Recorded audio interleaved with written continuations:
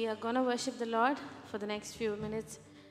கொஞ்ச நேரத்துக்கு நம்ம கர்த்தரை ஆராதிக்க போகிறோம். பாடல் மூலமாக கர்த்தரை ஆராதிக்க போகிறோம். சங்கீதம் 9வது அதிகாரம் 1வது வசனத்தில் எழுதியிருக்குது. கர்த்தாவே, என் முழு இருதயத்தோடும் உம்மை துதிப்பேன், உம்முடைய அதிசயங்கள் எல்லாம் விவரிப்பேன். Psalms 9 verse 1 says, I will praise you, O Lord, with my whole heart. I will tell of all your marvelous works. இன்னைக்கு நம்ம இந்த பாடலால் கர்த்தரை முழு உள்ளத்தால் முழு இருதயத்தால் கர்த்தரை ஆராதிக்க போகிறோம். வானம் ஒளிந்து போனாலும் பூமி ஒளிந்து போனாலும் அவர் வார்த்தை ஒருபோதும் மாறாது, அவர் வாக்கு ஒருபோதும் மாறாது. கர்த்தரை ஆராதிக்கலாமா? சொல்லாமா? முழு உள்ளத்தால் உம்மை துதிப்பேன், தொனி உயர்த்தி உங்கள் நன்மைகளை நான் சொல்ல போகிறேன். எல்லாரும் கரங்களை தட்டி கர்த்தரை ஆராதிக்கலாம். முழு உள்ளத்தால் உம்மை துதிப்பேன், தொனி உயர்த்தியும் நன்மைகளை சொல்லுவேன். முழு உள்ளத்தால் உம்மை துதிப்பேன், தொனி உயர்த்தியும் நன்மைகளை சொல்லுவேன். வானம் ஒளிந்து போனாலும் பூமி ஒளிந்து போனாலும் உம் வார்த்தை ஒருபோதும் ஒழியாதே. வானம் ஒளிந்து போனாலும் பூமி ஒளிந்து போனாலும் உம் வார்த்தை ஒருபோதும் ஒழியாதே. முழு உள்ளத்தால் உம்மை துதிப்பேன், தொனி உயர்த்தியும் நன்மைகளை சொல்லுவேன். முழு உள்ளத்தால் உம்மை துதிப்பேன், தொனி உயர்த்தியும் நன்மைகளை சொல்லுவேன். அவர் மகத்துவ தேவன், அவர் சர்வ வல்லமை உள்ளவர்.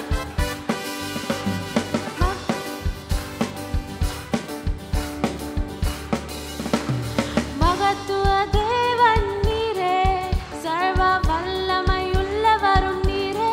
சொல்றீங்களா? மகத்துவ தேவன் நீரே, சர்வ வல்லமை உள்ளவரும் நீரே. ஆதி அந்தம் நீரே, அல்பா ஒமேகா நீரே, வாழ்நாள் எல்லாம் நீ மாத்திரமே. ஆதி அந்தம் நீரே, அல்பா ஒமேகா நீரே, வாழ்நாள் எல்லாம் நீ போதுமே. முழு உள்ளத்தால் உம்மை துதிப்பேன், தொனி உயர்த்தியும் நன்மைகளை சொல்லுவேன். கரங்களை தட்டி சொல்லாமா? உள்ளத்தால் உங்களை மட்டும் துதிக்க போறேன். அவர் நம்மளுக்கு பலனோ ஜீவாதிபதியாம் இருக்கிறாரு. அவர் நமக்கு துணையா இருக்கிறப்போ நம்ம யாருக்கும் பயப்பட வேண்டாம். ஜீவாதிபதியாம் இயேசு, ஜீவனின் பலனும் அவரே.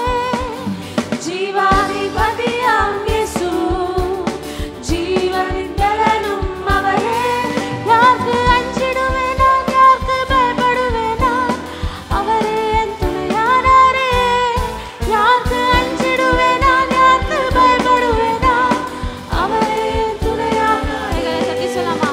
முழு உள்ளத்தால் உம்மை துதிப்பேன், தொனி உயர்த்தியும் நன்மைகளை சொல்லுவேன். முழு உள்ளத்தால் உம்மை துதிப்பேன், தொனி உயர்த்தியும் நன்மைகளை சொல்லுவேன்.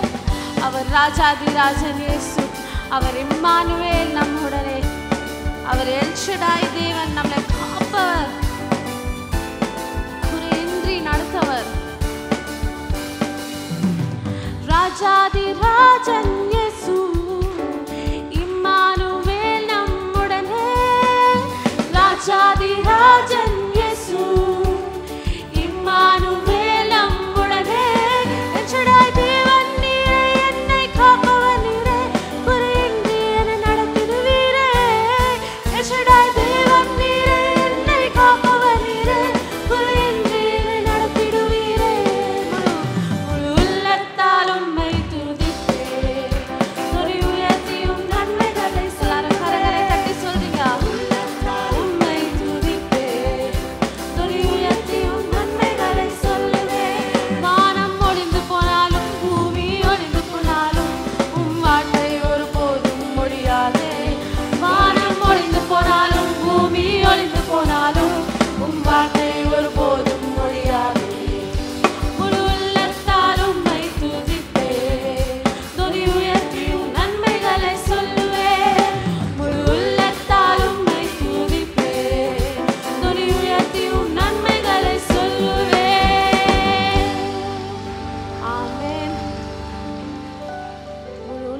நாள் நம்ம அவரை துதிக்குவோம்.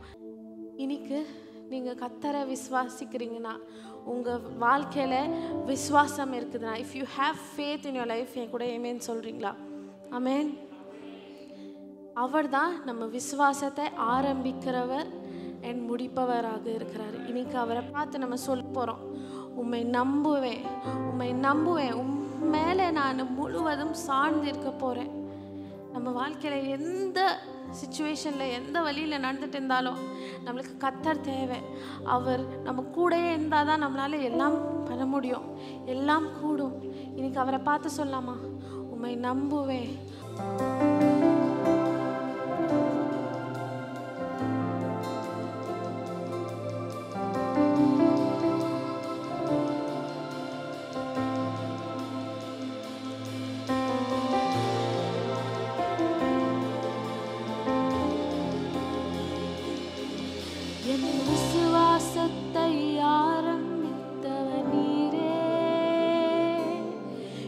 விசுவாசத்தை முடிப்பவரும் நீரே,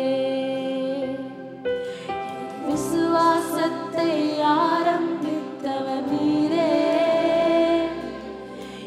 விசுவாசத்தை முடிப்பவரும் நீரே. கைகளை வைத்து சொல்லலாமா? நீ சொன்னாலாகுமே,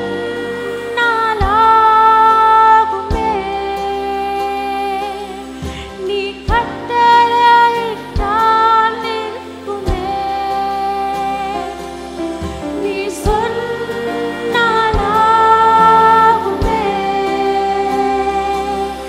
நீ கட்டளையிட்டால் நிற்குமே. உம்மை நம்புவேன், உம்மை நம்புவேன், உம்மை முழுவதும் சார்ந்திடுவேன். உம்மை நம்புவேன், உம்மை நம்புவேன், உம்மை முழுவதும். திருப்பி சொல்றீங்களா? உம்மை நம்புவேன், உம்மை நம்புவேன், உம்மை நம்புவேன், உம்மை முழுவதும் சார்ந்திடுவேன். கர்த்தாவே, உங்களை மட்டும் நம்ப போறோம். உம்மை நம்புவேன், உம்மை நம்புவேன், உம்மை முழுவதும் சார்ந்திடுவேன். குதிரைகளை நம்பவில்லை, ரதங்களையும் நம்பவில்லை. குதிரைகளை நம்பவில்லை, ரதங்களையும் நம்பவில்லை. ஏழைகளின் வேலன் நீரே, திக்கற்றோர்க்கு அடைக்கலமே. ஏழைகளின் வேலன் நீரே, திக்கற்றோர்க்கு அடைக்கலமே. கைகளை உயர்த்தி, உம்மை நம்புவேன், உம்மை நம்புவேன், உம்மை முழுவதும் சார்ந்திடுவேன். உம்மை நம்புவேன், உம்மை நம்புவேன், உம்மை முழுவதும் சார்ந்திடுவேன். வசனம் சொல்லுகிறது, நிறைய பேர் குதிரைகளை நம்புவாங்க, நிறைய பேர் ரதங்களை நம்புவாங்க. Many trust in horses, many trust in chariots, but we trust in the name of our God. நம்ம கர்த்தரை மட்டும் நம்புவோம், அவரை மட்டும் நம்புவோம், அவர் மேலே மட்டும் சார்ந்து இருப்போம். சொல்றீங்களா?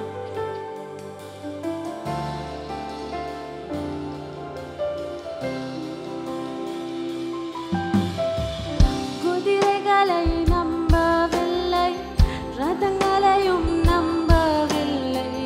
குதிரைகளை நம்பவில்லை, ரதங்களையும் நம்பவில்லை. ஏழைகளின் வேலன் நீரே, திக்கற்றோர்க்கு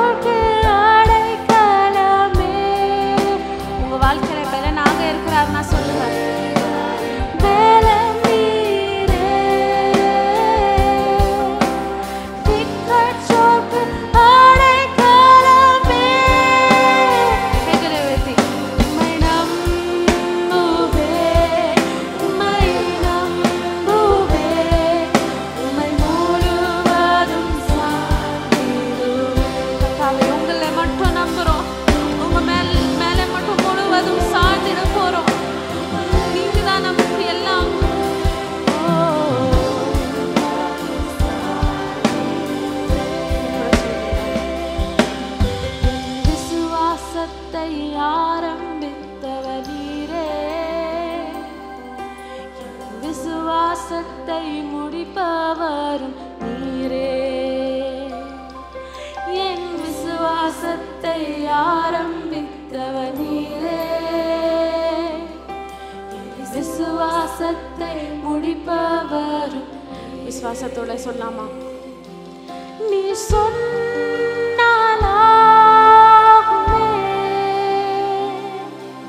நீ கட்டளையிட்டால் நிற்குமே. கைகளை உயர்த்தி நீ சொன்னாலாகுமே,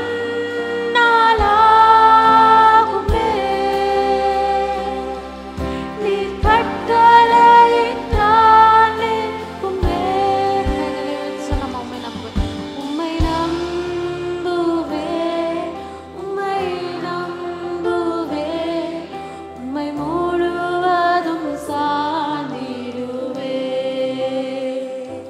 நம்முடைய இந்த ஊழியங்கள் ஆரம்பித்த துவங்கின அந்த நேரத்திலிருந்து விசுவாசத்தின் வாழ்க்கையை தேவன் முக்கியப்படுத்தி இந்த ஊழியத்தை நடத்தி வந்திருக்கிறார். From the day this ministry was founded, the founder of this ministry have given importance for the life of faith. இந்த சபையின் ஊழியத்தின் ஆரம்ப நாட்களிலே பார்த்த ஒரு சிலர் இருக்கிறீங்க.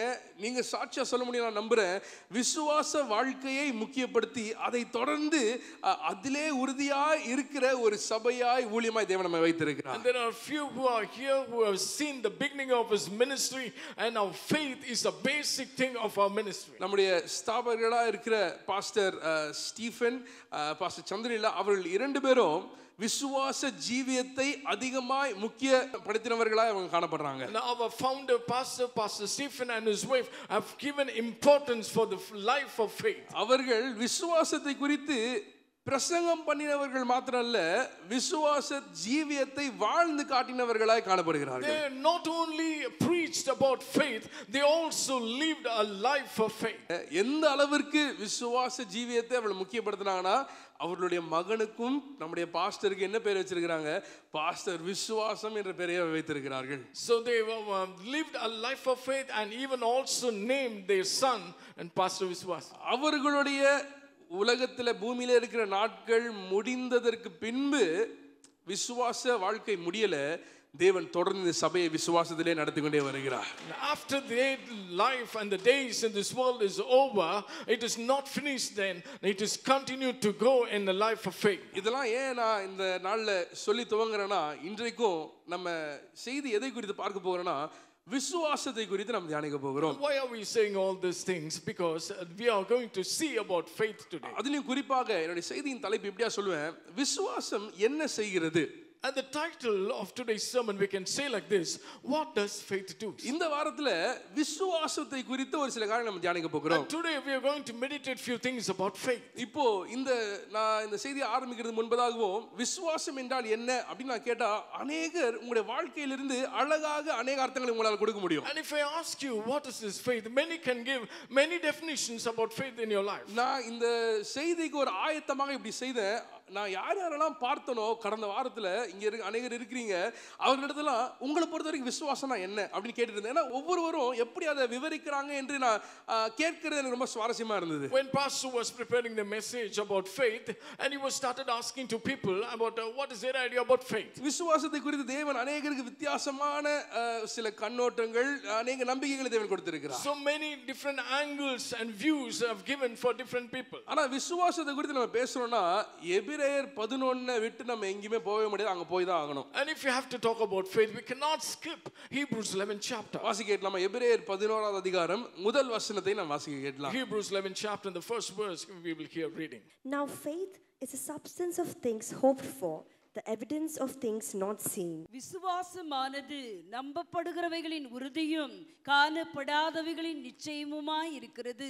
எபிரேயர் 11ல பார்க்கும்போது அநேக பரிசுத்தவான்களை குறித்தும் அவர்களுடைய விசுவாச பயணத்தை குறித்தும் இந்த அதிகாரம் பேசுகிறது. And this chapter in Hebrews 11, it is said about faith and about the journey in faith. அதனுடைய முழுமையான காரியங்களை நம்ம சுருக்கமா சொல்லணும்னா, நான் இப்படி சொல்லுவேன். எப்படின்னா, ஒரு சாதாரண மனிதன் அசாதாரணமான தேவன் மீது விசுவாசத்தை வைக்கும் பொழுது எவ்வளவு பெரிய அற்புதங்கள் நடக்குமோ அதை தான் இந்த அதிகாரம் சொல்லுகிறது. And this chapter speaks about wonders and miracles when an ordinary man has a faith over an extraordinary God. எபிரேயர் 11ல இருக்கிற எல்லா விசுவாச வீரர்களை குறித்து நம்ம சுருக்கமா சொல்லலாம். இப்படி சொல்லலாம், சாதாரணமான மனிதன் அவர் அசாதாரணமான தேவன் மீது விசுவாசம் வைக்கும் பொழுது எவ்வளவு பெரிய காரியங்களை அனுபவிக்க முடியும் என்கின்ற அற்புதங்களை குறித்த சாட்சியை நாம் இந்த அதிகாரத்தை பார்க்கிறோம். In this chapter we can see the testimonies of all the faith warriors when they were an ordinary man had a faith upon an extraordinary God. What are the blessings they have received? நான் இந்த விசுவாசத்தை குறித்து அநேக காரியங்களை தியானிக்கும் பொழுது சரித்திரம் முழுவதும் இருந்த சிறந்த வேத ஞானிகள்லாம் இருக்கிறாங்களே, அவர்கள் விசுவாசத்தை என்ன சொன்னாங்கன்னு சொல்லி நான் ரிசர்ச் பண்ணிட்டு இருந்தேன். So when pastor was preparing this message and he was doing a few researches and about great theologians what they are talking about faith. நான்கு பேரோட டெஃபினிஷன் உங்களுக்கு நான் இன்றைக்கு கொடுக்க விரும்புகிறேன். And we wanted to give 4 definitions. முதலாவதாக Martin Luther அவர் இப்படியாக சொல்லுகிறார், விசுவாசம் என்பது தேவனுடைய கிருபையின் மீது உள்ள துணிச்சலான ஜீவனுள்ள நம்பிக்கையா இருக்கிறதா. இது மிகவும் உறுதியானதும் நிச்சயமானதும் ஆக இருக்கிறது. ஒருவர் தனது வாழ்க்கையை 1000 முறையும் அதற்கு அர்ப்பணிக்க தயங்க மாட்டார் என்று அவர் சொல்கிறார். And Martin Luther he says faith is living daring confidence in God's grace so sure and certain that a man could stake his life on it for 1000 times. நல்ல ஒரு டெஃபினிஷன் அவர் கொடுத்திருக்கார். தேவனுடைய கிருபையின் மீது நீங்களும் நானும் வைக்கிற ஜீவனுள்ள துணிச்சலான நம்பிக்கையே நம்முடைய விசுவாசமாய் காணப்படும். எத்தனை பேர் ஆமென் சொல்றீங்க? ஆமென். It is a living daring confidence in God's grace that we keep. அந்த நம்பிக்கை தேவன் மீது வைத்திருக்கிறபடினா அவ்வளவு உறுதியா இருக்கிறபடினா 1000 தடவை கூட அதற்கு முழுமையாய் அர்ப்பணித்து நம்முடைய வாழ்க்கையை நம்ம கடந்து சென்று கொண்டே இருக்கலாம். And because we have this daring confidence, even if we keep it for 1000 times more, we can go forward. 4வது 5வது நூற்றாண்டுல வாழ்ந்த ஆகஸ்டின் அவர் இப்படியாக என்ன சொல்றாருன்னா, விசுவாசம் என்பது நீங்கள் காணாதவற்றை நம்புவது, இந்த விசுவாசத்தின் பலன் நீங்கள் நம்பியவற்றை காண்பது என்று சொல்கிறார். And Augustine, who lived in the 4th and 5th decade, he said faith is to believe what you do not see. The reward of this faith is to see what you believe. என்னன்னா விசுவாசம் நம்ம காணாதவற்றை நம்புகிறது, அதனுடைய பலன் என்னன்னா நம்ம நம்பினதை பார்க்கிறதே அதனுடைய பலனாய் காணப்படுகிறது. Faith is to believe what we do not see, and the reward of this faith is to see what you believe. Billy Graham நம்ம எல்லாரும் அறிந்த அவர் சொல்லுகிறார் என்னன்னா, விசுவாசம் என்பது தேவன் தனது வாக்குத்தத்தங்களை நிறைவேற்றுவார் என்பதில் நம்முடைய நம்பிக்கை கொள்வதே அது விசுவாசமாய் காணப்படுகிறது. And Billy Graham, when he says faith is simply means believing that God will do what he has promised. இந்த விசுவாசம் எனக்கு இருக்குன்னு சொல்றவங்க ராமன் சொல்லுங்க பார்க்கலாம். நாம எல்லாரும் இந்த விசுவாசம் சம்பந்தம் சொல்றோம். ஏன் தெரியுமா? தேவன் அவர் தனது வாக்குத்தத்தங்களை நிறைவேற்றுவார் என்கின்ற நம்முடைய அடிப்படை நம்பிக்கையே விசுவாசமாய் காணப்படுகிறது. Our basic belief is that faith that he will do what he has promised. கடைசில A.W. டோசர் அவர் இப்படியாக சொல்லுகிறார், விசுவாசம் என்பது காணப்படாதவற்றை பார்க்கும் திறன், இல்லாதவைகளை காண்பது அல்ல என்று அவர் சொல்லுகிறார். And A.W. Tozer he says faith is seeing the invisible but not the non-existent. ஏதோ இல்லாத காரியங்களை நாம் கற்பனை செய்து பார்க்கிற அனுபவம் இல்ல, இல்லாதவற்றை இருக்கிறவை போல மாற்றுகிற தேவனை நம்பி அவர் மாற்றின அந்த காரியங்களை நம்முடைய உலக பிரகாரமான கண்களில் பார்க்க முடியுதோ இல்லையோ, ஆவிக்குரிய கண்களில் பார்க்கக்கூடிய ஒரு விசேஷமான திறன்னா விசுவாசம். ராமன் சொல்லுங்க பார்க்கலாம். Amen. It is not a non-existent thing that we imagine, but the things that we are not able to see in our carnal eyes, to see it through faith. இது அநேக காரியங்கள் இதில் காணப்படுது. ஆனா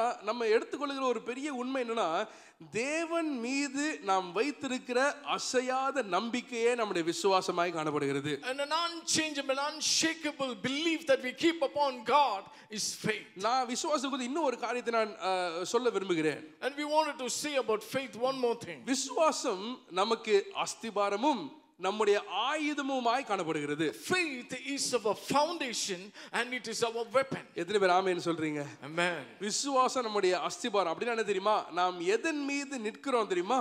இதே இயேசு அவர் தேவனா இருக்கிறார், அவர் ஜீவனுள்ளவரா இருக்கிறார், அவரே இந்த உலகத்தை சிருஷ்டித்து என்னை நடத்துகிறவரா இருக்கிறார் என்கின்ற உண்மையிலே நாம் விசுவாசித்து அதை நம்பிக்கொண்டிருக்கிற அந்த நம்பிக்கை தான் நம்முடைய அஸ்திபாரமாய் காணப்படுகிறது. Faith is a basic foundation that we believe on Jesus, that he created everything, and in that foundation that we all stay. அதுதான் விசுவாசத்தின் அஸ்திபாரம். That is the foundation of faith. எப்போ விசுவாசம் ஆயுதமாய் மாறுகிறது But தெரியுமா? when does it faith becomes a weapon? அப்படி அஸ்திபாரமாய் இருக்கிற என் இயேசு எனக்காய் யாவற்றையும் செய்து முடிப்பார் என்ற நம்பிக்கை அது ஆயுதமாய் மாறுகிறது. When Jesus is my foundation, that he will able to do everything for me, that is a weapon. ஒரு ஆமென் சொல்லுங்க பாருங்களா. Amen. அந்த இயேசுவா இருக்கிற நம்முடைய உறுதியான அந்த அஸ்திபாரத்தின் மீது நம்முடைய விசுவாசத்தை நாம் வைக்கும் பொழுது அவர் சகலத்தையும் செய்து முடிப்பார் என்கின்ற விசுவாசத்தின் ஆயுதத்தை நம்மால பயன்படுத்த When we முடிகிறது. keep our firm faith over of Jesus, who is our foundation,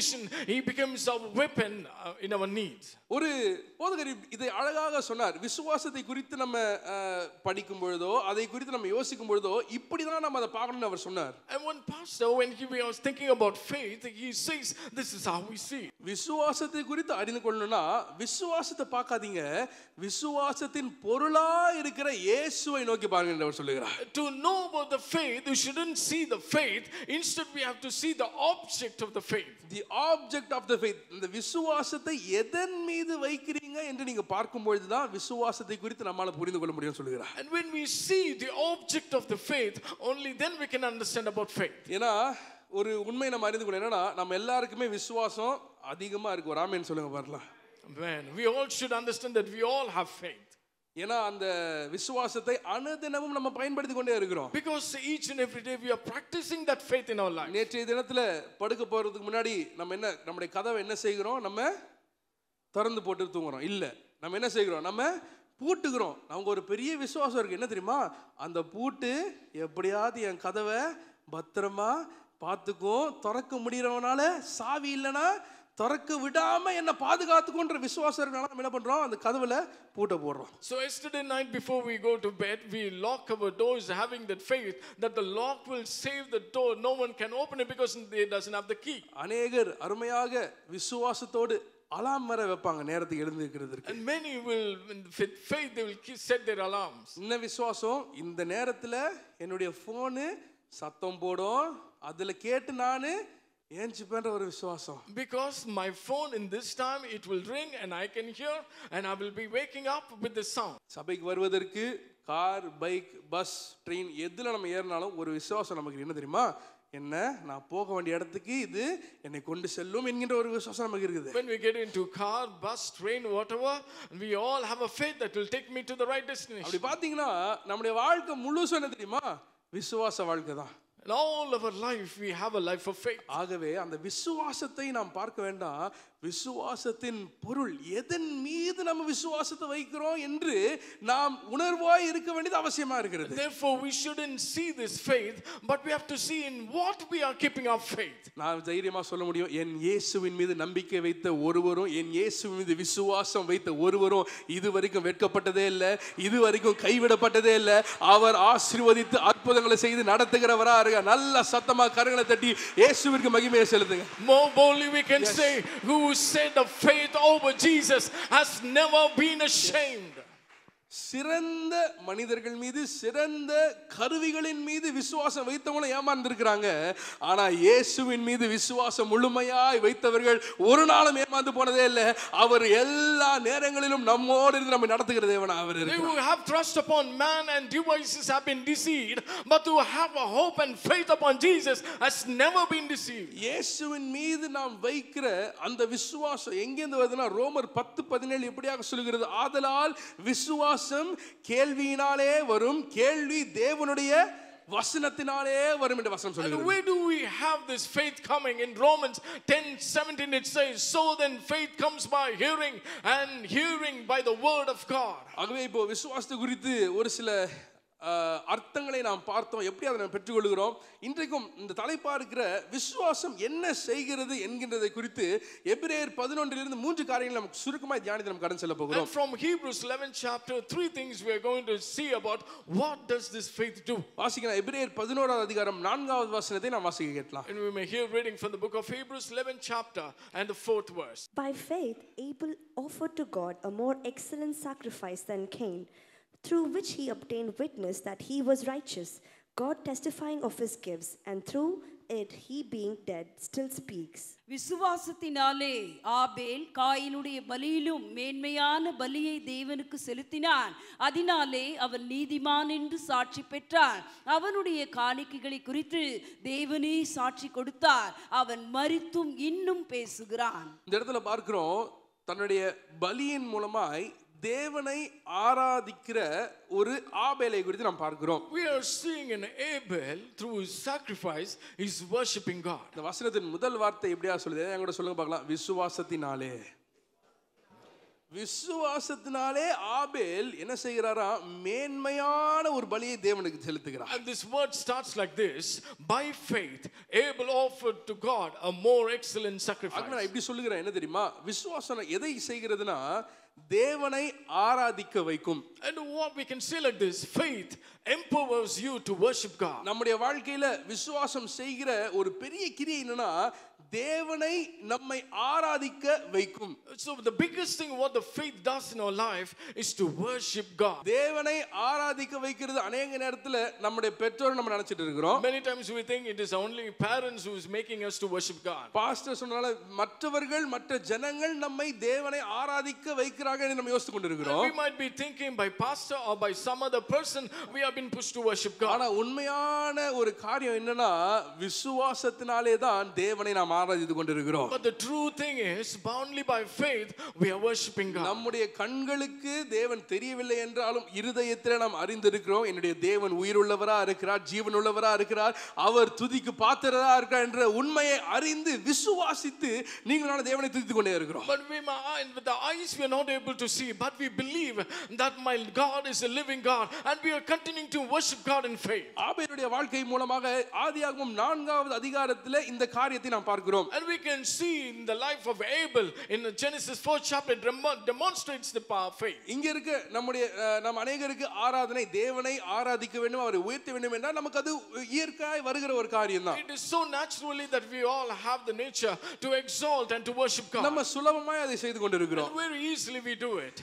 சில நேரம் மிகவும் பழகி போய் விடுகிறது, ரொம்ப கேஷுவலா கூட தேவனை நம்ம ஆராதிக்கிறோம். Sometimes we become more casually to worship God. சில நேரத்துல தேவனை ஆராதிக்கிற அனுபவம் ரொம்ப நமக்கு பழகி போனதால பயபக்தி சில நேரம் குறைவாய் காணப்படுகிறது. ஆனா தேவனை பாடல்களை பாடி சபை கூடி வரும்பொழுது அவருடைய நாமத்தை உயர்த்துகிறது மாத்திரம் ஆராதனை இல்ல, பவுல் நமக்கு வேற ஒரு அர்த்தத்தை கொடுக்கிறார் இந்த இடத்துல. So not only in the church gathering, only when we sing the songs we worship God. Now Paul is giving a different definition. ரோமர் 12:1 இப்படியாக சொல்லுகிறது. In Romans 12:1 it says like this: அப்படி இருக்க சகோதரரே, நீங்கள் உங்கள் சரீரங்களை பரிசுத்தமும் தேவனுக்கு பிரியமுமான ஜீவ பலியாக ஒப்பு கொடுக்க வேண்டும் என்று அவர் சொல்லுகிறார். அது முடிவில் இதுவே நீங்கள் செய்யத்தக்க புத்தியுள்ள ஆராதனை. I beseech you, brethren, therefore, by the mercy of God, that you present your body a living sacrifice, wholly acceptable to God, which is your reasonable service. அப்படினா அவர் சொல்றாரு, இதுக்கு அப்புறம் நாம் ஒன்றாய் கூடி வரும்போது பாடி துதிக்கணும், அதெல்லாம் நல்லதுதான். ஆனா புத்தியுள்ள ஆராதனைனா என்ன தெரியுமா? நம்முடைய முழு சரீரத்தையும் நம்முடைய முழு வாழ்க்கையையும் ஜீவ பலியாய் நாம் செலுத்துகிற அந்த அனுபவத்தை குறித்து பவுல் இங்க பேசுகிறார். Not only the church gathering and when we singing songs to worship God, but when we giving ourselves as a living sacrifice is a reasonable service to God. இயேசுவினுடைய இந்த பாடு மரணம் அவருடைய உயிர்த்தெழுதலுக்கு முன்பதாக வரைக்கும் யூதர்கள் என்ன செய்து கொண்டிருந்தாங்க அப்படின்னா, அவர்கள் பலியை கொண்டு வருவார்கள் தேவனை ஆராதிப்பதற்கு. And before the sacrifice and the death of Jesus, they were all coming to worship God by giving offering and sacrifices. அப்போ அந்த ஆடுகளையும் அந்த கடாக்களையும் அவங்க பலி கொடுக்கும் பொழுது யாராவது பார்த்திருக்க முடியுமா? தன்னைத்தானே பலி கொடுக்க ஏதாவது கடா வருமா, இல்லை ஆடு வருமா? இல்லை. என்ன பலி கொடுக்குறவங்க அதை கட்டி இழுத்துட்டு தான் வருவாங்க. And when they are giving sacrifice, have anyone seen a goat or a bull coming and lying in the altar to give a sacrifice? அப்படினா தன்னை தானே அது அங்க கொண்டு வருகிறது இல்ல, கட்டாயமா இழுத்துட்டு வந்து பலி கொடுத்துறாங்க தேவனை ஆராதிக்க. It doesn't comes by itself, but he has to be towed and pulled it to give an offering. ஆனா பவுல் வித்தியாசமான ஒரு அனுபவத்தை நமக்கு சொல்லுகிறார். But Paul is giving a different experience. நீங்களும் நானும் என்ன பண்ணுவோமா, அந்த பலியாக நம்ம இருக்கணும். ஆனா யாரும் நம்மளை வற்புறுத்த வேண்டாம். நம்மை நாமே ஜீவ பலியாக அனுதினமும் தேவனுடைய பாதைக்கு, அவருடைய சமூகத்திற்கு, அவருடைய வார்த்தைக்கு நம்ம ஒப்பு கொடுக்கிறவர்களாய் காணப்படணும். எத்தனை பேர் ஆமென் சொல்றீங்க? Amen. You and I are the sacrifice. No one has to pull us, but we are ready to giving ourselves as a living sacrifice to God. தேவனை ஆராதிக்க ஏதோ வேற ஒரு பிராணியை வந்து பலி கொடுக்கிறது ஈஸியா இருந்திருக்கும். பவுல் சொல்றார், அப்படிலாம் நீங்க எஸ்கேப் ஆக வேண்டாம். புத்தியுள்ள ஆராதனை எது தெரியுமா? அந்த பிராணியை விட்டுடுங்க. நீங்கள் உங்களுடைய சரீரத்தை பரிசுத்தமாகவும் தேவனுக்கு பிரியமாகவும் ஜீவ பலியாக அனுதினமும் செலுத்துகிறதே புத்தியுள்ள ஆராதனை என்று சொல்லுகிறார். It might be very easy to give another animal for a sacrifice, but Paul says no, that is not needed. You yourself as a living sacrifice which is holy and acceptable and pleaseful before God. ஆகவே நீங்களும் நானும் உண்மையுள்ள புத்தியுள்ள ஆராதனை செய்யணும்னா விசுவாசம் தேவை. ஒரு ஆமென் சொல்லுங்க பாருங்க. If you and I have to do a reasonable service, we should have faith. ஆபேலுடைய வாழ்க்கையை குறித்து நமக்கு நிறைய விஷயம் தெரியல. Many things we don't know about the life of Abel. ஒரு சில வசனங்கள்லயே அவருடைய வாழ்க்கை சரித்திரம் முடிஞ்சிருது. Within few words his life history is over. அவர் வேற என்னென்ன பண்ணாருன்னு அவர் செய்த தொழில் மட்டும் நமக்கு தெரிஞ்சிருக்குது. ஆனா அந்த சின்ன வசனங்கள்ல அவர் எதற்கு பெயர் போனவரா இருந்தார்னா, எபிரேயர்ல சொல்லப்பட்டது போல மேன்மையான பலியை தேவனுக்கு செலுத்தினதற்கு பெயர் போனவனாய் ஆபேல் காணப்பட்டார். And if we don't know the life history of Abel, but what was his name was so because he gave an excellent sacrifice. உங்களை பத்தி எனக்கு தெரியல, ஆனா என்னுடைய வாழ்க்கையில வேற எதற்கும் நான் பெயர் போனவனா இருக்க வேண்டாம். தேவனுக்கென்று மேன்மையானதை நான் கொடுத்தேன் என்ற ஒரே காரியத்திற்கு நான் பெயர் போனவனா இருந்தா என்னுடைய வாழ்க்கையில எல்லாம் சக்சஸ்ஃபுல்லா முடிஞ்சிச்சு நான் ஒத்துப்பேங்க. And we need not to have greater name on anything else, but I did an excellent sacrifice. That is enough for me. விசுவாசம் நமக்குள்ளே இருக்கும் பொழுது தான் மேன்மையானதை தேவனுக்கு கொடுக்க முடியும். When we have faith, only then we can give an excellent sacrifice to him. இன்றைக்கு உங்களை நான் உற்சாகப்படுத்த விரும்புகிறேன். Today we want to encourage you. நீங்க எந்த சூழ்நிலையில இருக்கீங்கன்னு எனக்கு தெரியல, ஆனா தேவன் சொல்றார், இதுவரைக்கும் தேவன் உங்களை நடத்தி வந்திருந்தார்னா இப்போ நீங்க சந்திக்கிற எல்லா எதிர்ப்பை தாண்டி வெற்றியாய் நீங்கள் வர தேவன் உங்களை பலப்படுத்த வல்லவரா இருக்கிறார். கூடிய சீக்கிரத்தில் தேவனுடைய நாமத்திற்கு மகிமை என்று நீங்க சாட்சி சொல்ல போறீங்க. தேவன் இந்த சூழ்நிலையிலிருந்தும் வெற்றியாய் என்னை கொண்டு வந்தார்னு விசுவாசிகள் நல்ல கரங்களை தட்டி தேவனுக்கு மகிமை செலுத்துங்க பார்க்கலாம். If the Lord can lead you till now, he is mightier to lead you until the day of the Lord. அந்த விசுவாசம் நமக்குள்ள இருந்ததுன்னா தேவனை ஆராதிக்க முடியும். And if you have that faith, we can worship God. இப்போ யோசித்து பாருங்க, விசுவாசம் எப்படி நம்மை ஆராதிக்க வைக்கிறது. Now think about how is your faith makes to worship God. பாடல்கள் அல்ல, It's not songs. மனிதர்களுடைய வற்புறுத்தல்கள் அல்ல, It's not the compulsion of man. இந்த நேரம் ஆயிருச்சு சண்டேனா செய்கிறோம் என்கின்ற ஏதோ ட்ரெடிஷனால செய்து கொண்டே இருந்தபடினால இல்ல. தேவன் மீது இருக்கிற விசுவாசம், அவர் உண்மையுள்ளவரா இருந்திருக்கிறார். அவர் பொய் சொல்ல மனிதன் அல்ல, அவர் மனமாற மனபுத்திரனும் அல்ல, சொல்லியும் செய்யாதிருப்பாரோ என்கின்ற விசுவாசம் நமக்குள்ள இருக்கும் பொழுது உங்களுடைய ஆராதனை ஒருவராலும் தடுக்க முடியாது. And no one can stop you worshiping because he's not a man to lie. He's not a mankind to change. விசுவாசம் நமக்குள்ள இருக்கும் பொழுது தேவனை ஆராதிக்கும்படி நம்மை தள்ளுகிறதா இருக்கிறது. And if you have that faith, it will empower us to worship God. இதுவரைக்கும் இல்லாத விதத்துல ஜீவ பலியாய் தேவனை ஆராதிக்கிற அனுபவத்திற்குள்ளாய் அநேகரை தேவன் இன்றைக்கும் கொண்டு போக வல்லவராய் காணப்படுகிறார். Today the Lord is mighty to take many of you to be a living sacrifice to worship God. ஆபேலுடைய வாழ்க்கையில விசுவாசம் இருந்தபடினால் மேன்மையான பலியை அவர் செலுத்தினார். Because Abel had that faith, he gave an excellent offering.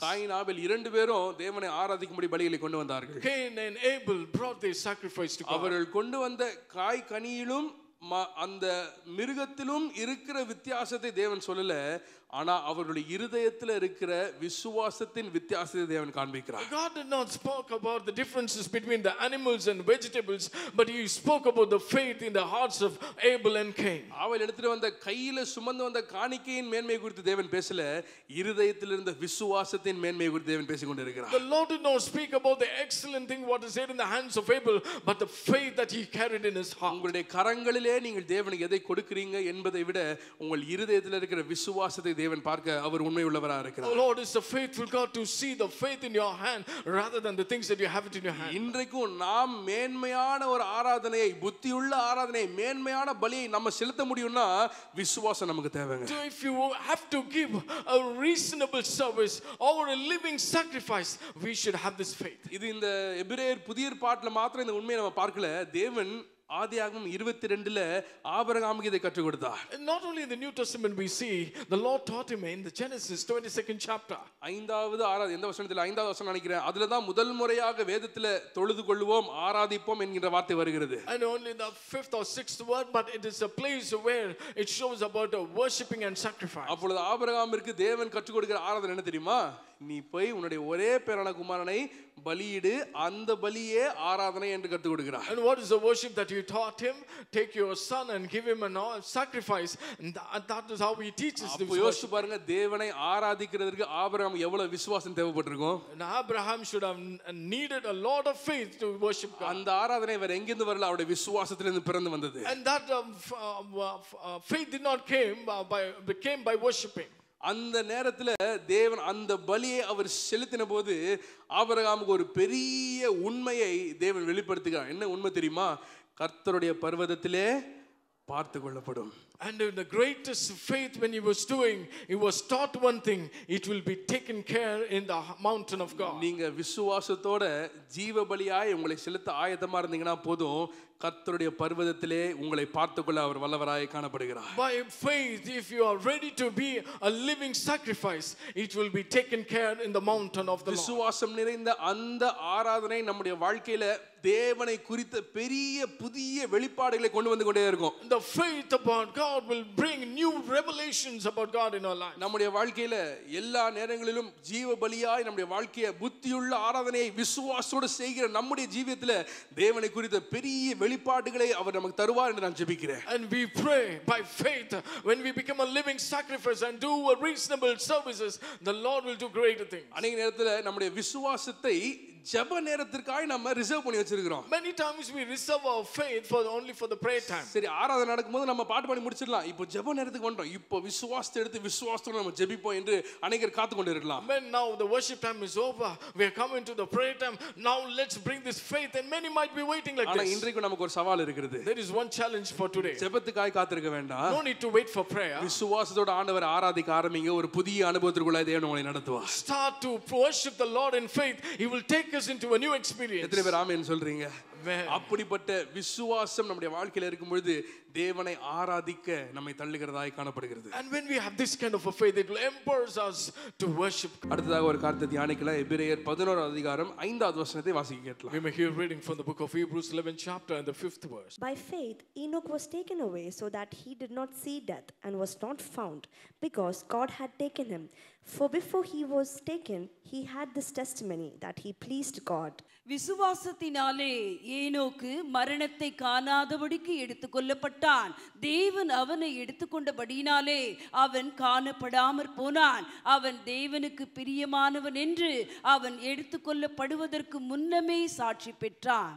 ஆமென். இந்த இடத்துலயும் விசுவாசத்தினாலே ஏனோக்குடைய வாழ்க்கையை நாம் பார்க்கிறோம். By faith we are seeing the life of Enoch. ஆதியாகமத்தில் நாம் பார்க்கும் பொழுது ஏனோக்கை குறித்து சொல்லப்பட்ட காரியம், தேவனோடு சஞ்சரித்தார், தேவனோடு நடந்த ஒரு மனிதனாய் காணப்பட்டார். And he was the man who was working with God. ஆகவே இவருடைய விசுவாசம் நம்முடைய வாழ்க்கை என்ன செய்கிறதுனா தேவனுடன் நடக்க செய்கிறதாய் காணப்படுகிறது. Therefore what we see by the faith, or the faith empowers us to walk with God. தேவனை ஆராதிக்க வைக்கிறது மாத்திரம் நம்முடைய விசுவாசம், அந்த விசுவாசம் நமக்குள்ள இருக்கும் பொழுது தேவனுடன் நம்மை நடக்க செய்கிறதாய் காணப்படுகிறது. Our faith not only helps us to worship God, but it will make us to walk with God. நம்முடைய விசுவாசம் நமக்கு ஒரு பலத்தை கொடுக்கிறது. எதற்குனா அனுதினமும் தேவனோடு நடக்க தேவையான பலத்தை விசுவாசம் நமக்கு தரும். Faith is giving us strength to walk with God. மனிதர்களோடு நடக்கிறதை போல அல்ல, இந்த விசுவாசம் எதற்கு நேராய் நம்மை நடத்துகிறதுனா தேவனோடு நடந்து அவரை பிரியப்படுத்துகிற ஒரு அனுபவத்திற்குள்ளாய் நம்மை நடத்துகிறது. It's not like walking with a man, but it will empower us to walk with God and to please God. அப்படிப்பட்ட சாட்சியை பெற்றுக்கொண்டவர் தான் ஏனோக்காய் காணப்படுகிறார். அவர் தேவனுக்கு பிரியமானவர் என்ற சாட்சியை பெற்றுக்கொண்டார். And this kind of a testimony what Enoch got, and he received that he pleased God. வேதம் நமக்கு தெளிவாய் சொல்லுகிற காரியம் என்னன்னா, தேவனோடு நடக்கிற அனுபவத்தை நாம் வாஞ்சிக்கிறோம். வாஞ்சிக்கிறவர்களா இருக்க வேண்டும். Very clearly the scripture teaches that we should desire and want to walk with God. வாசிக்க கேட்கலாம். கொலோசியர் 2வது அதிகாரம் 6வது வசனத்தை நாம் வாசிக்க We may கேட்கலாமா? hear reading from the book of Colossians, 2nd chapter and the 6th verse. As you therefore have received Christ Jesus the Lord, so walk in him.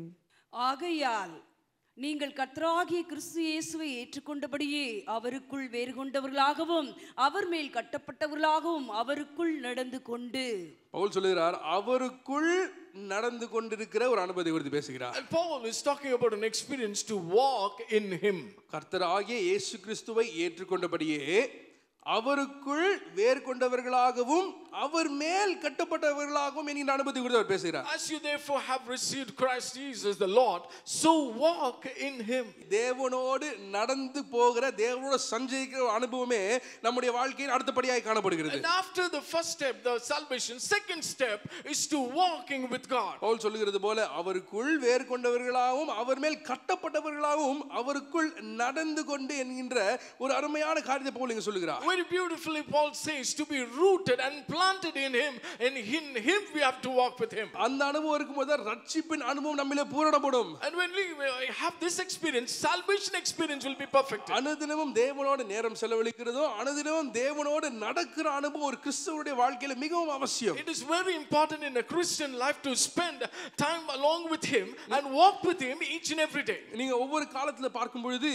இந்த காரியங்களை நாம் செய்தால் நம்முடைய உடல்நிலைக்கு ரொம்ப நல்லது, ரொம்ப ஹெல்தி என்று அநேக சொல்லி கொண்டிருப்பாங்க. And when we see in each and many seasons they will be saying, if you do these things it will be good for your body. நான் வளரும்போது ஞாபகம் ஒரு காலத்துல என்ன சொன்னாங்க, நீங்க ஹெல்த்தியா இருக்கணும்னா நீங்க என்ன பண்ணணும், டெய்லி காலைல ஓடணும் என்ச்சு. And we remember when we are young they were saying you have to start running in the morning to you will have a good health. நீங்க நல்லா ஓடுனீங்கன்னா உங்களுக்கு நல்ல ஹெல்த் இருக்கும். If you run well you will have a good health. திடீர்னு வேற ஒருத்தர் சொல்ல ஆரம்பிச்சார், இல்ல ஓடாதீங்க, அது அவ்வளவு நல்லது இல்ல, நீங்க என்ன பண்ணுங்க, ஸ்கிப்பிங் அடிங்க, குதிச்சுனே இருங்க, அதுதான் உங்களுக்கு நல்லது. And after some time there was another person coming and saying no need to run, instead you do skipping, you will have a good health. நீங்க ஸ்கிப்பிங்கும் அடிக்க வேணாம் ஓடவும் வேணாம், ரெண்டுமே நல்லது இல்ல, நீங்க என்ன பண்ணுங்க, ஜிம்முக்கு போங்க, அது மட்டும் தான் உங்களுக்கு நல்லதுன்னு ஒருத்தர் வந்து சொல்லுவார். And there was another person coming and saying you need not to run, you need not to skip, instead go to gym.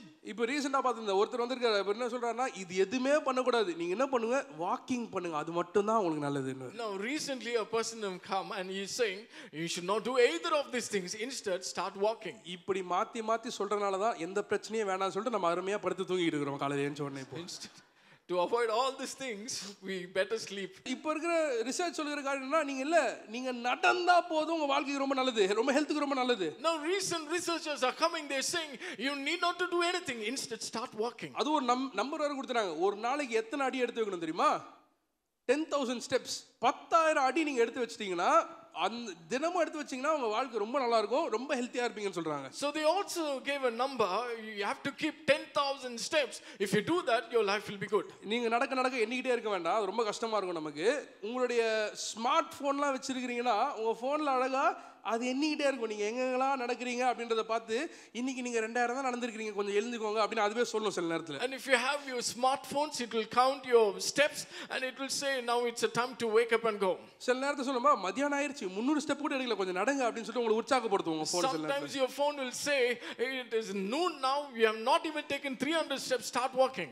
நம்மளுடைய வாழ்க்கையில நாம் தேவனோடு நடக்கிறோன்னு யாருக்குமே நம்ம நிரூபிக்க வேண்டிய அவசியம் இல்லை, அவர் நம்மை குறித்து சாட்சி கொடுக்கிறவராய் காணப்படுகிறார். We need not to prove to anyone, but he will give a testimony about us. நீங்க யார்கிட்டயும் போய் நான் இன்றைக்கும் தேவனோடு நடந்திருக்கிறேன், இன்றைக்கு இதை செஞ்சேன் அப்படி நீங்க யார்கிட்டயும் சொல்ல வேண்டிய அவசியம் இல்லை. There is no need to go and to anyone and say today I walked with God. இல்லாட்டி அந்த நாயில கட்டி விடுற மாதிரி வேற யார்கிட்ட இருந்தும் தேவனோடு நடக்கிற அனுபவத்தை கடன் வாங்க முடியாது உங்களால. You cannot ask from another person that you are walking with God. ஆனா தேவனோடு நடந்தீங்கன்னா அவர் உங்களை குறித்து சாட்சி சொல்வார், உங்களுடைய வாழ்க்கையின் அனுபவங்களே வித்தியாசமா இருக்கும் அவரோட நடக்க. But when you walk with God he will give a testimony about you, the experience, your life experience will be different. நம்ம பார்த்த இந்த ரெண்டு பேருடைய வாழ்க்கையை குறித்து வேதம் அதிகமா எதுவும் சொல்லல. The Bible did not describe much more than the person that we saw. ஆபேலும் சரி ஏனோக்கும் சரி அவர்களை குறித்து அவங்களுடைய வாழ்க்கையோட அநேக குறிப்புகளை வேதம் கொடுக்கல. About Abel, about Enoch, not many points or many things have been said about them. ஆனா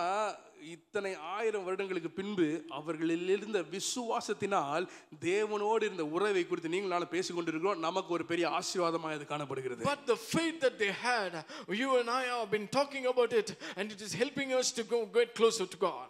என்ன ஆச்சுன்னு தெரியல. ஏனோக்குடைய வாழ்க்கையில 65 வருஷம் என்ன பண்ணாருன்னு தெரியல. ஆனா 65 வருஷத்துக்கு அப்புறம் அவருடைய மகன் பிறகுறார், மெத்துசலா பிறகுறார்.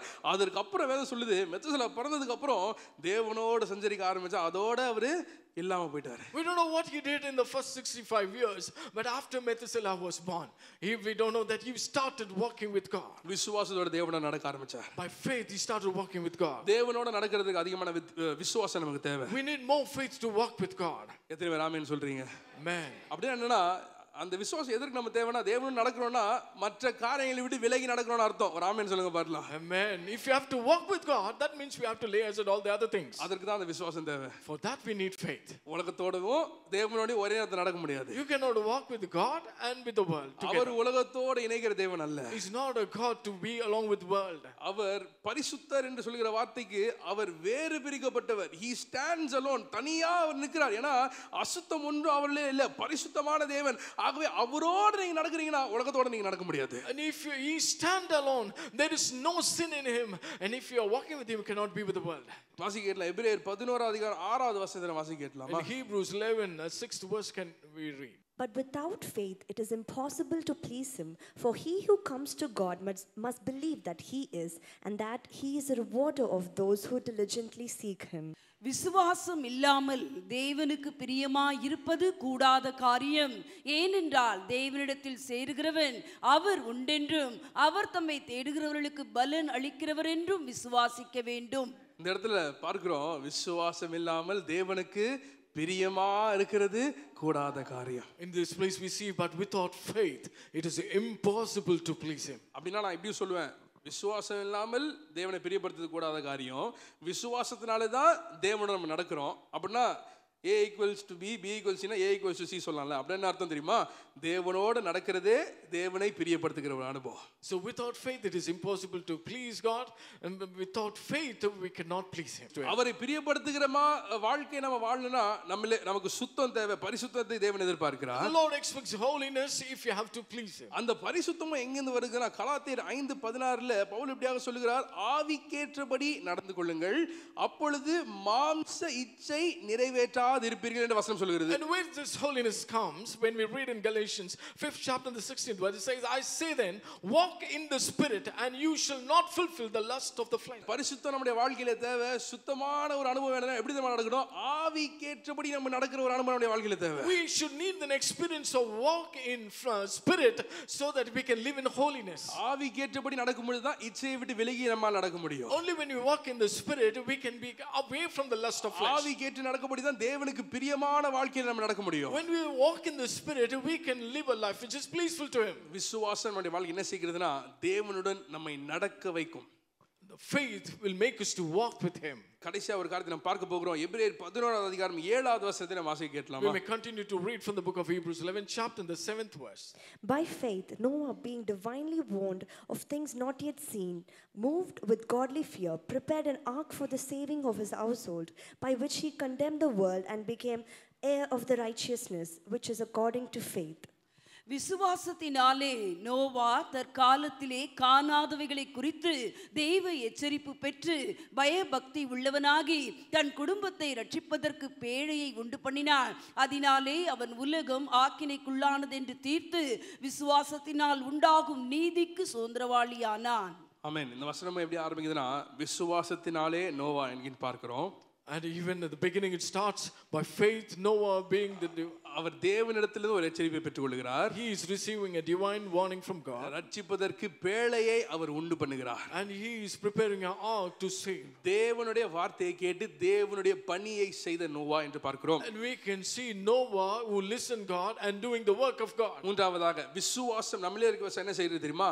தேவனுக்காக நம்மை உழைக்க வைக்கிறது. Third, because we have faith it will make us to work for God. தேவனுக்காய் காரியங்களை செய்வதற்கு அவர் நம்மை பலப்படுத்துகிறவரா இருக்கிறார். He is strengthening us to to do the things and works for him. தேவனால ஒரு பெரிய எச்சரிக்கையை நோவா பெற்றுக்கொண்டார். Noah received a divine warning from God. and அவருடைய விசுவாசத்தை நோவா எப்படி வெளிப்படுத்தினார்னு பார்க்கும்போது தேவனுடைய வார்த்தைக்கு அவருடைய சத்தத்திற்கு கீழ்ப்படிகிறதன் மூலமாக தன்னுடைய விசுவாசத்தை வெளிப்படுத்தினார். How Noah express his faith is by obeying to the voice of God. மழையை காணாத நாட்களில் அந்த பேழையை அவர் கட்டினார். அதுவே அவருடைய விசுவாசத்தின் வெளிப்பாடாய் காணப்படுகிறது. He built the ark where that he has never seen water before.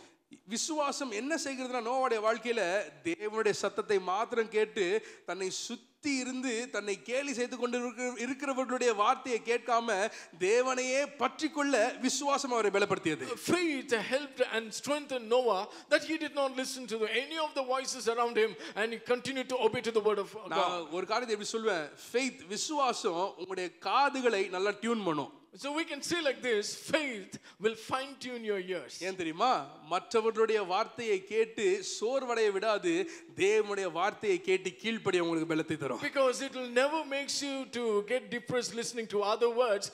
It will help you to hear the voice of God. ஏன்னா நான் வாலிபர்களோட பேசும்போது ஒரு பெரிய ரீசன் என்னன்னா, இந்த காரியத்தை ஏன் நான் செய்யறது நிறுத்திட்டேன்னா, அவங்க இப்படி சொல்லிட்டாங்க, இவங்க அப்படி சொல்லிட்டாங்க, அவங்க என்ன பத்தி இப்படி பேசிட்டாங்க என்று மற்றவர்கள் சொன்ன வார்த்தை நிமித்தம் ஊழியத்தை விட்டு அநேகர் எனக்கு தெரியும். When pastor was talking to the youths, many have given the reason saying they have said like this about me here, so I've stopped doing the ministry for God. ஆனா விசுவாசம் என்ன செய்கிறதுனா, அந்த வார்த்தைகள்லாம் ஒரு பக்கம் இருந்தாலும் பரவாயில்ல, கர்த்தருடைய வார்த்தை என்ன சொல்லுகிறதோ அதற்கு கீழ்ப்படிந்து தேவனுடைய கட்டளைகளை கீழ்ப்படிய பலத்தை கொடுக்கிறது நம்முடைய விசுவாசமாய் காணப்படுகிறது. But what does this faith do? It will help us to keeping us at all the other voices aside, helps us to obey to the voice of God. எபிரேயர் 11:1 நாம் எல்லாம் சேர்ந்து வாசித்தோம். விசுவாசமானது நம்பப்படுகிறவைகளின் உறுதியும் காணப்படாதவைகளின் நிச்சயமுமா இருக்கிறது. In Hebrews 11 chapter first word we all read, now faith is the substance of things hoped for and the evidence of things that we have not seen. இந்த விசுவாசம் எதை காட்டுகிறதுனா, அந்த உறுதி என்று சொல்லுகிற சப்ஸ்டன்ஸ் என்று சொல்லுகிறது ஒரு சப்போர்ட் அல்லது ஒரு ஆதரவை குறிக்கிறது. And the faith here, it shows a substance which is a supporting word, a support for எதை நம்பி எதிர்பார்த்து கொண்டிருக்கிறோமோ அதை நாம் பெற்றுக்கொள்வதற்கு நமக்கு ஒரு பெரிய ஆதரவா இருக்கிறது தெரியுமா, விசுவாசம். The biggest support that we have, that the thing that we are expecting is faith. நம்முடைய கண்களால் நாம் பார்க்காத காரியத்தை உறுதியாய் நாம் பெற்றுக்கொள்கிற ஆதாரமே விசுவாசமாய் காணப்படுகிறது. The greatest hope that we will receive, the things that you have not seen, is faith. நோவாவை போல தேவனுடைய வார்த்தை அது வரும்பொழுது நமக்குள்ள இருக்கிற விசுவாசம் மற்ற காரியங்களை செய்கிறதற்கு நம்மை தள்ளுகிறதோ இல்லையோ, தேவனுக்கு அடுத்த காரியங்களை செய்கிறதற்கு நம்மை உற்சாகப்படுத்தணும். அதுவே நம்முடைய உறுதியான விசுவாசமாய் காணப்படுகிறது. Like Noah, when he received the word of God, whether we are encouraged to do other works, we keep it all aside. Instead we will rush up to do the works and the voice of God. நான் ஆரம்பத்துல சொன்னேன், நான் விசுவாசத்தை குறித்து அநேக இடத்துல அவங்களுடைய அர்த்தம் என்ன நான் கேட்டுக்கொண்டிருந்தேன். And like in the beginning we said, pastor was inquiring, what is your definition about faith? அப்ப அநேக அது எல்லாமே சரியான காரியம் தான். பட் அவர்கள் சொன்ன காரியம் எல்லாமே விசுவாசத்தை கொண்டு எப்படி நான் ஒரு சில ஆசீர்வாதங்களை அற்புதங்களை பெற்றுக்கொண்டேன் என்று அநேகர் சொன்னாங்க. And many were saying, by faith what will I receive? ஆகவே நம்முடைய வாழ்க்கையில சில நேரத்துல விசுவாசத்தை பெற்றுக்கொள்ளுகிறதற்கு நாம் ஒப்பிட்டு விடுகிறோம். So in our life we compare our faith to receive things from God. தேவன் நமக்கு கொடுக்கிற சவால் என்ன தெரியுமா இன்றைக்கு? But what is the challenge that the Lord is? நமக்கு பெற்றுக்கொள்ளுகிற அனுபவம் இல்ல, கொடுக்கிற அனுபவத்திற்குள்ளாய் விசுவாசத்தை நாம் பயன்படுத்த தேவன் நம்மை அழைக்கிறார். The Lord is calling not only to receive but to give back to God. For that the Lord is calling us. தேவனுக்கு அடுத்த காரியங்களை செய்ய விசுவாசம் நம்மை அது உற்சாகப்படுத்திக் கொண்டே காணப்படும். The faith empowers us to do the things for God. நோவாவுடைய வாழ்க்கையிலிருந்து நாம் பார்க்கிற காரணம் என்னன்னா, அந்த விசுவாசம் தேவனுக்காக அவரை உழைக்க வைத்தது. In the life of Noah, what we can see, that faith made him to work for God. உங்களுடைய விசுவாசம் ஊழியத்தின் பாதையில உங்களை நடத்தும். விசுவாசிங்க ஆமென் சொல்லுங்க பார்க்கலாம். Amen. Your faith will make you to do the works in the ministry. நீங்க எதிர்பார்க்காத காரியங்களை தேவனுக்கென்று செய்ய உங்களை பலப்படுத்துகிறது விசுவாசமாய் காணப்படுகிறது. It is only by the faith that will strengthen you to do unexpected things to God. அதை ஒரு நாள் மறந்துடாதீங்க. You never forget that. நம்ம இறுதியாய் ஜெபிக்க போகிறோம். Last we're going to pray. ஜெபிக்கிறது முன்பதாக உங்ககிட்ட நோட் புக் ஆர் ஃபோன் ஏதாவது இருக்குன்னா இரண்டு காரியங்கள் நம்ம எழுதி விசுவாசத்தோடு அறிக்கை செய்து நம்ம சேர்ந்து ஜெபிக்க போகிறோம். But before we go into prayer, we're going to do one thing.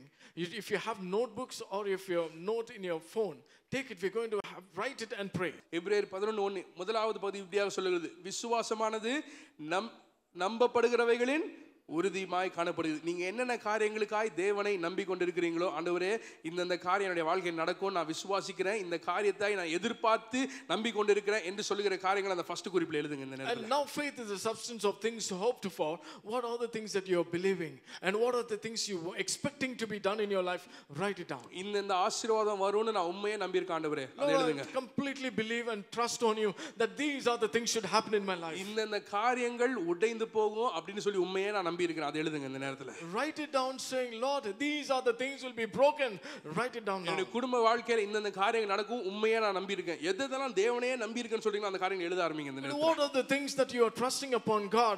Lord, I want these things to be done in my family. Write it down. இது நம்ம சும்மா எழுதல, இது ஒரு நாள் நீங்க சாட்சி சொல்லும்போது இந்த வசனத்தின் ஆதாரமா இது காணப்படும் நான் விசுவாசிக்கிறேன். We are not simply writing down, but one day it will be a testimony and it will be an evidence for it. இரண்டாவது பாதி இப்படியாக சொல்கிறது, காணப்படாதவைகளின் நிச்சயமா இருக்கிறது. ஆண்டவரே, சில காரியங்களை இன்னும் என் கண் பார்க்கல, ஆனா விசுவாசத்தில் நான் அறிக்கை செய்றேன், அதை நீ செய்து முடிப்பீராக என்று சொல்லுகிற காரியங்களை எழுத ஆரம்பிங்க. The second part of this word says the evidence of things that I have not seen. Write it down. Lord, I have not seen these things, but I want it to be fulfilled in my life. என்னுடைய பிள்ளைகள், என் குடும்பத்தில் இருக்கிற சிலருடைய ரட்சிப்பை இன்னும் என்னுடைய கண்கள் பார்க்கல, ஆனா நீங்க செய்து முடிச்சிட்டீங்க, நான் விசுவாசிக்கிறேன், அந்த என்னுடைய கண் பார்க்க முடியாத காரியங்களை விசுவாசத்தின் அறிக்கை செய்ய நீ செய்து முடிப்பீராக என்ற ஒரு அறிக்கை தான் இது. Lord, many family members in my family have not yet been saved. Lord, I believe I will see the things that you have not seen. Write it down in your notes. பரிபூரண சுகத்தை நான் இன்னும் என் கண்களால பார்க்கல, ஆனா நீங்க செஞ்சு முடிச்சீங்க, விசுவாசம் எனக்கு இருக்கு அப்படி சொல்றோம், அதை எழுத ஆரம்பிங்க. I have not seen a complete healing, but Lord, I believe that you have already done it. Write it down. ஆண்டவரே, விசுவாசத்தோடு இந்த காரியங்களை எழுதி வைத்திருக்கிறோம். Lord, with the faith I have written these things. நம்பப்படுகிறவைகளின் உறுதியும் காணப்படாதவைகளின் நிச்சயம் என்று நீங்க சொன்னீங்களே ஆண்டவரே. Lord, you said it is the substance of things hoped for, evidence of things not. தேவன் இன்றைக்கு சொல்றார், உங்க நம்பிக்கையை தளர விட்டுறாதீங்க. And the Lord says, do not leave your faith. உங்கள் நம்பிக்கை வீண் போகாது. Your hope, faith will not wane. இயேசுவின் மீது நீங்கள் வைத்திருக்கிற விசுவாசம் ஒரு நாளும் வீணாய் போகாது. The belief that you have on Jesus will never go on vain. நம்பி இருக்கிற காரியங்களை தேவன் செய்து முடிக்க வல்லவராய் காணப்படுகிறார். Our Lord is a faithful God.